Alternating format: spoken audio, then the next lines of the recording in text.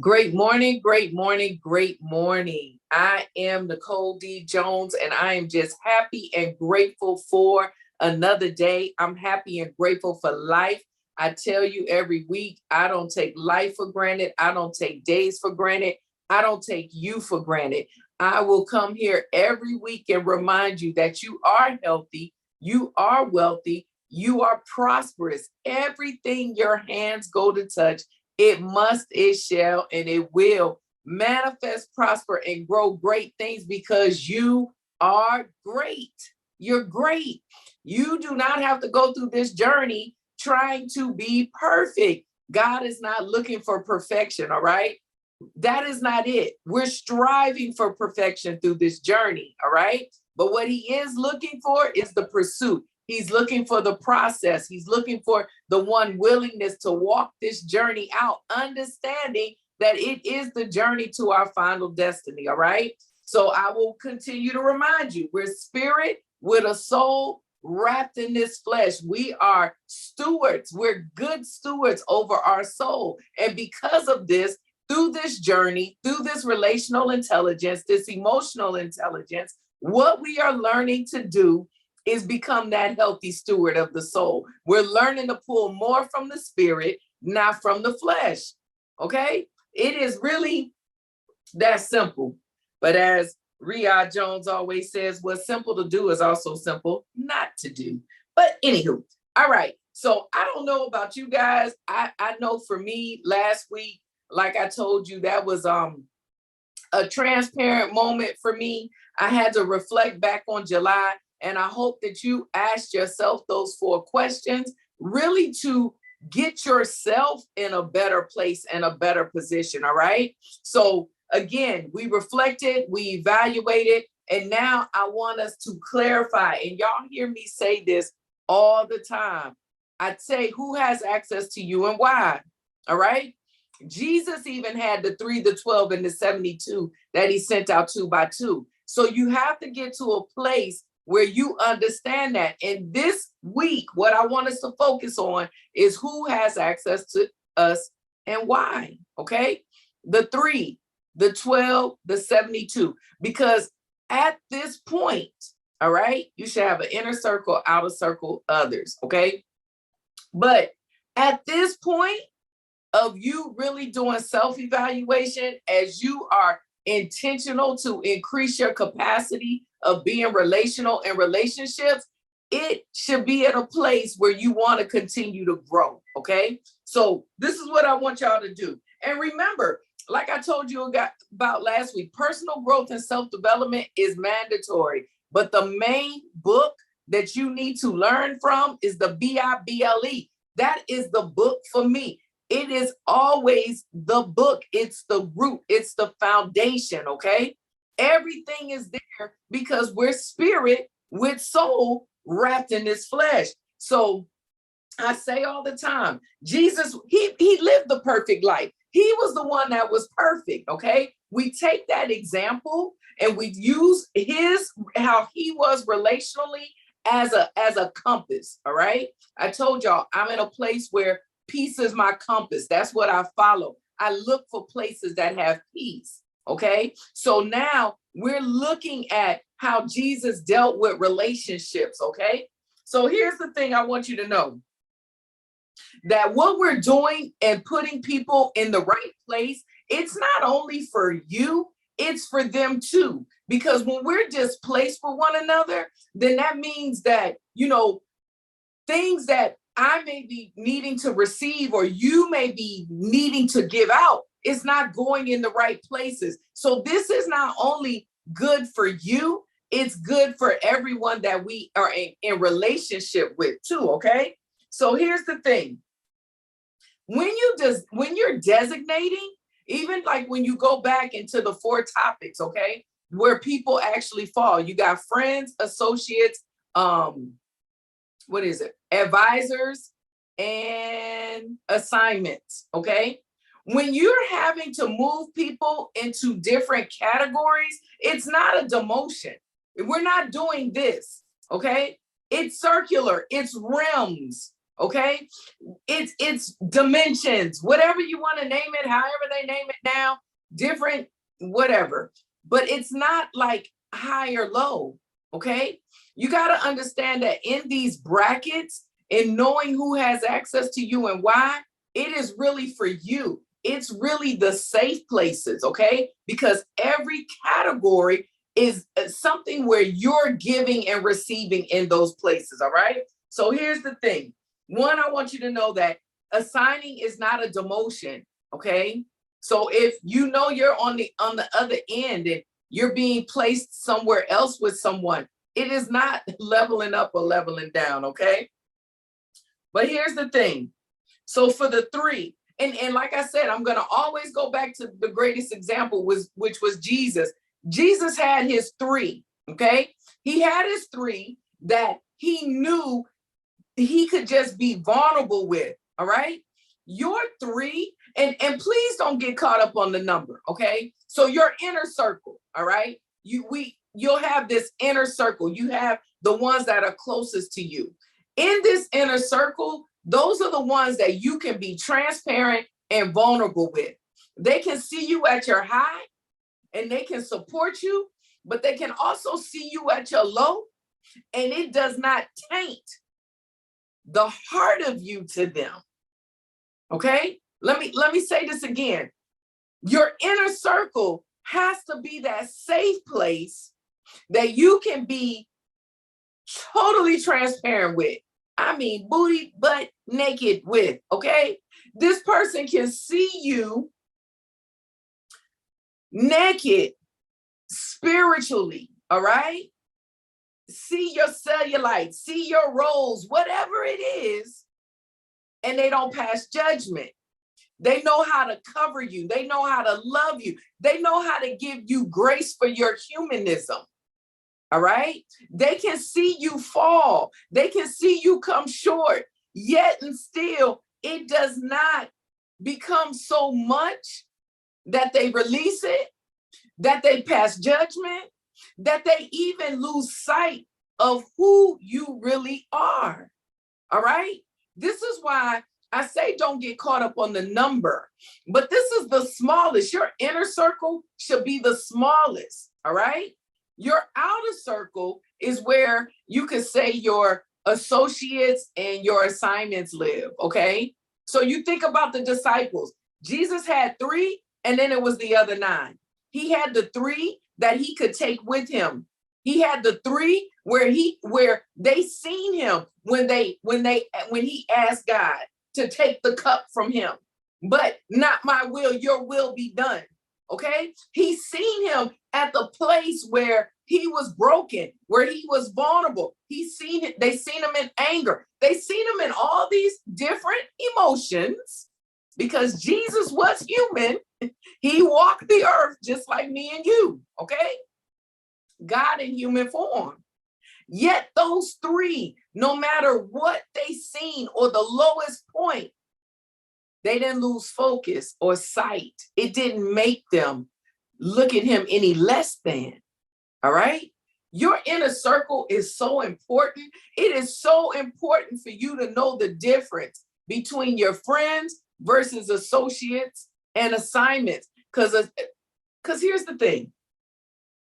When you look at the posture of Jesus, you have to understand that whether or not the receiver was inner circle, outer court, either, all three places, he was their friend. Okay?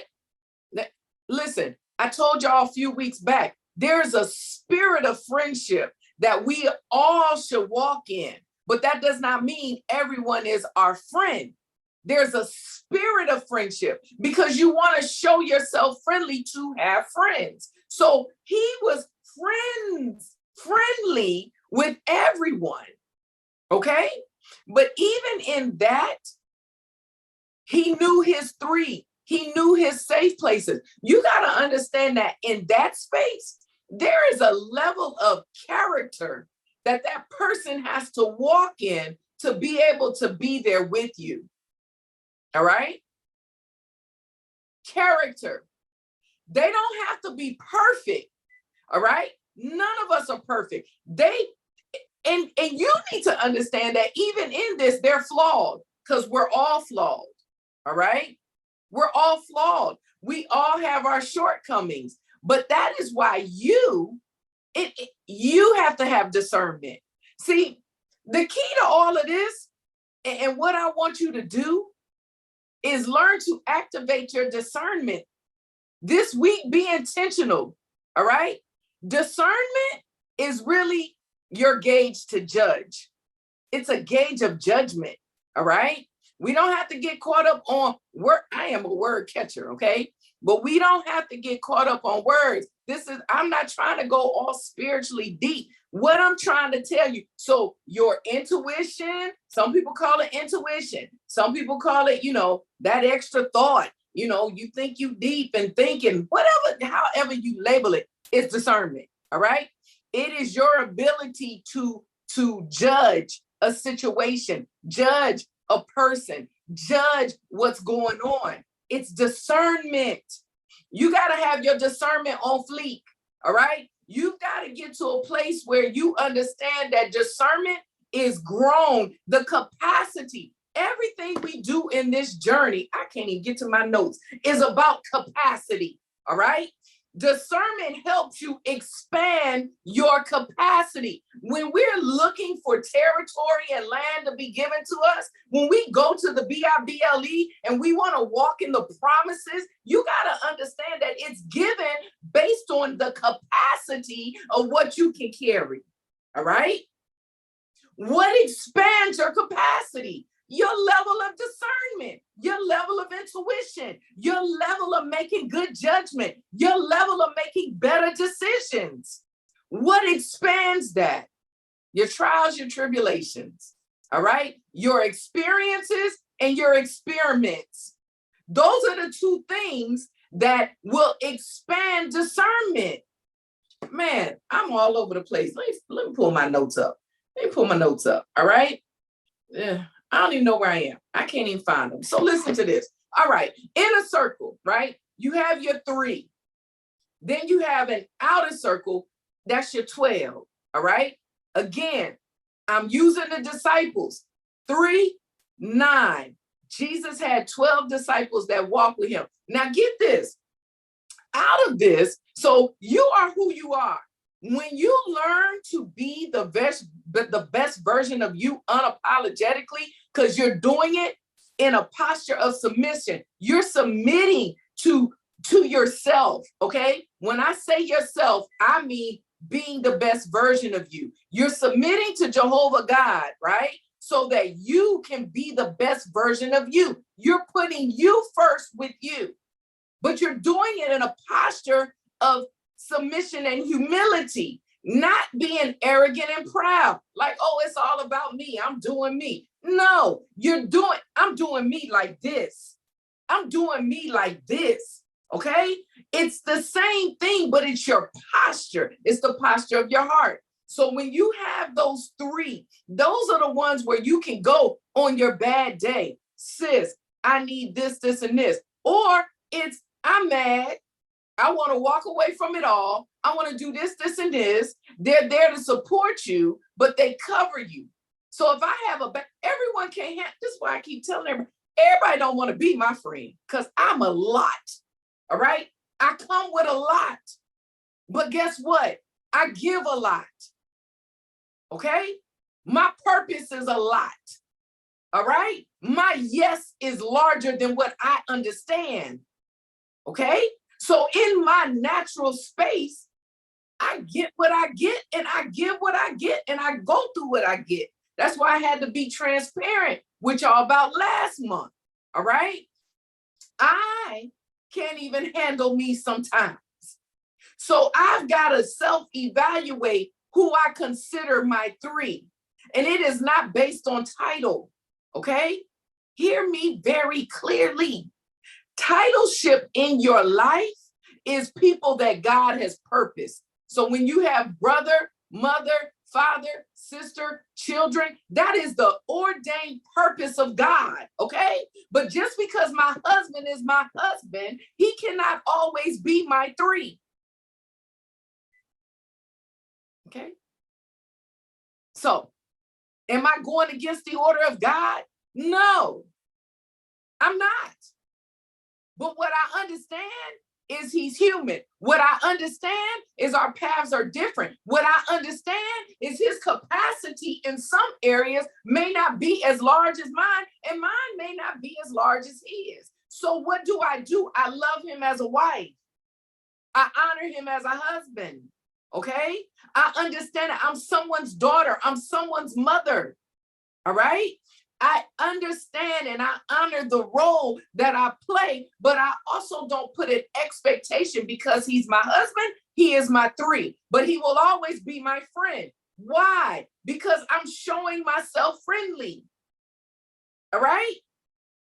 Do the hats change? Absolutely. Sometimes he's an assignment because being in my life, he's learning something. I'm feeding him something. Sometimes he's an associate. I told y'all it's contract or covenant. It go day to day, sometimes hour to hour in my house. Sometimes I'm just in it. It's a covenant. Then sometimes, listen, it's a contract. All right. So that's that free will. That's why we got to get to a place where we're able to have that safe place to put all that out. God says cover your marriage, but that don't mean I can't talk about it to someone. Because I'm not supposed to do this journey alone. This is why you got to have people in the right spaces. So I have to talk to my inner circle for my marriage when I feel like it's falling apart. Okay? This is why you have to know this. So you're 12, you're outer court. That's like your associates. That's like your assignments. They're here.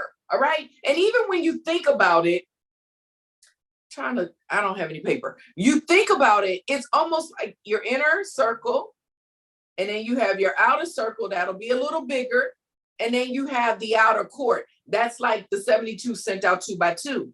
So with the 9, when you think of the 12 disciples, they were close enough to see what Jesus would go through. They were close enough to see and learn his mannerisms, learn, what makes him feel a certain way, what doesn't.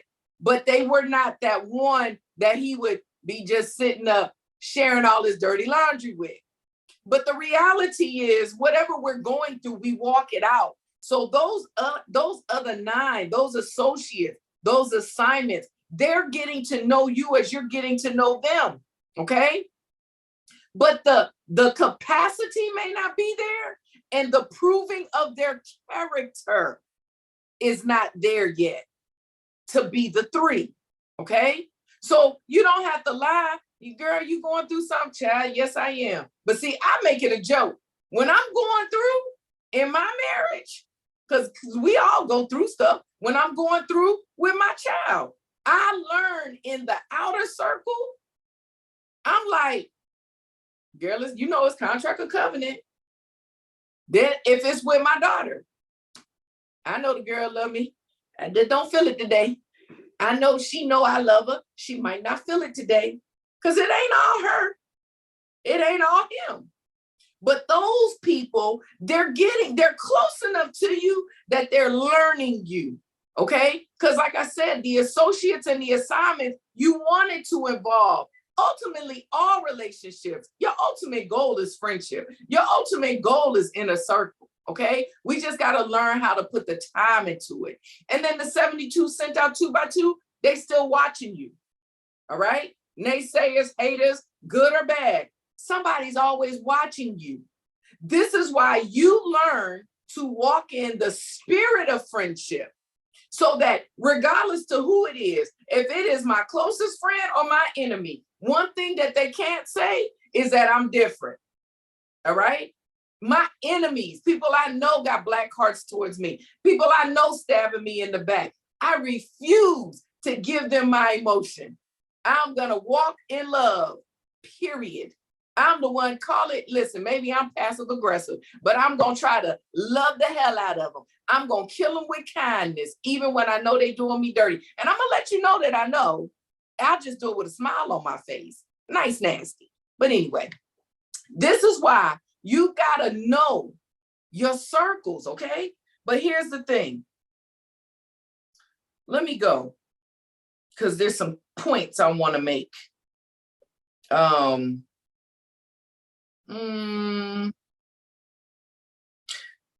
want you to remember that you want relationship with people whose character reveals that they're safe enough to handle you at your highest and your lowest. I talked about that, all right? These are the ones that they don't put permanent judgment on you, okay? Because, you know, we all emotional, child. We go through stuff all the time, all right?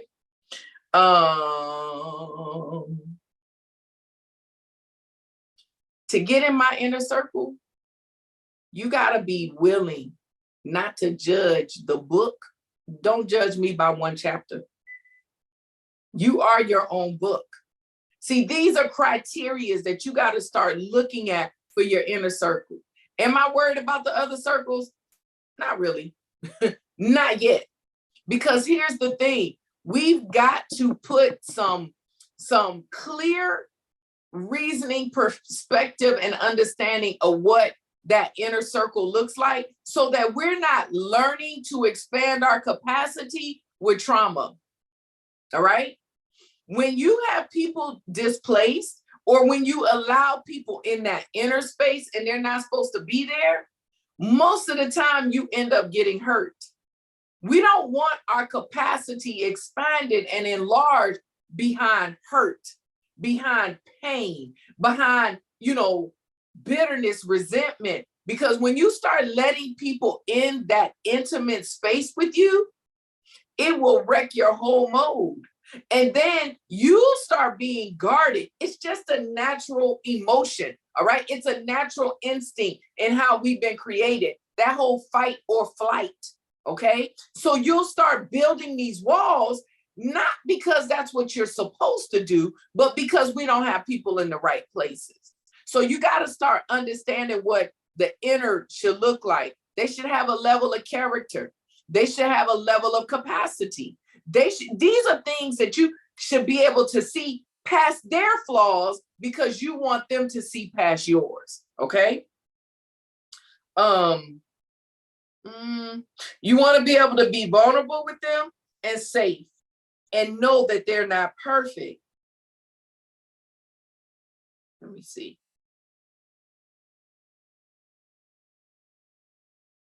Let's see. I already said that. And discernment. Like I said, discernment is key. All right. The discerning, the intuition, the only way that you're able to really trust in what you're feeling and start understanding what is really discernment versus your emotions, you got to invest in you. This is why I say, be the best version of you unapologetically. You don't do it feeling guilty, putting you first. You got to love you. You got to fall in love with you. You've got to learn you. Because when that discernment kicks in, when that feeling starts to kick in about something's not right over here, you got to know it well enough that in spite of how you feel, that you're able to start realigning and adjusting. If you don't, you're going to cause trauma and damage to yourself. Because I told you, as we go through this journey with one another, the hats will change, okay? Because life is lifing. So this person that may be in an inner circle with you right now, they may face something in their life, okay? If I was in someone's inner circle at one season, losing my dad has put me, Nicole, in a different space. So I may not be that safe place for someone like I used to be. All right? You've got to know, and that person will have to learn to transition me. Someone who was safe for me, now that I am I've experienced losing a parent, someone who may have used to been an assignment or an associate may now be moving into that area because they can help me. All right. Your inner circle is where that give and take should be coming. Okay. You're giving people what they need, but you're also receiving. That's why I said, don't get caught up on the number. Get caught up on the analogy of the size. All right. 3, inner. The 12, a little bigger. The 72, it's everyone else. All right. But focus on that. Focusing on the inner, focusing on the 3 is where you learn to sharpen your discernment. You learn to sharpen your intuition. And you learn to get strong as you're learning to love you. You get strong enough that you can stand on these things. All right. That doesn't mean you don't have a deep heart for the other people. Jesus wept about Lazarus. All right. So that shows that he had a deep love. But that didn't make Mary and Lazarus and Martha a 3. It just showed that he showed himself friendly. Okay. So meal prep Monday, what do I want you to do this week? I want you to focus on who has access to you and why. I want you to focus on your 3. I want you to be intentional to increase your capacity. So your glory, your blessings, your overabundance, your tenacity, everything grows because your capacity, the level of your capacity determines how much you receive. Okay. We're talking about us. So I ain't even talking about what you're putting out. Your level of capacity determines how much you receive in your purposeful journey. All right. So you've got to learn that. You've got to learn that quiet voice that speaks to you. And then you've got to love you enough that you're strong enough to kill that flesh, kill your fleshly, your own desire. Okay. To where you are able to believe that even if what your discernment, your self-intuition is telling you goes against what you want, it will be greater later. All right. That takes time. It takes growth. Okay. So meal prep Monday, I want you to do that for you. I want you to remember to stay humble, to stay focused, to stay positive. Continue to be the best version of you unapologetically because no one else can do it better than you. And you are relevant. You are necessary. You are needed in spite of what anyone else may say or think. I need you to know that you know. And if it's anyone in your inner circle that's spitting that on you, then you need to remove them because your inner circle is safe. Even when they have to tell you something constructively that may feel like constructive criticism, it is still a safe place and they'll never leave you broken. They will always pick you back up. They will always cover you. They will always dust you. They will be that guide and that covering as you're building back up. All right? Know that. So I am Nicole D. Jones, and I want you to continue to have a fantabulous rest of the day. Smooches.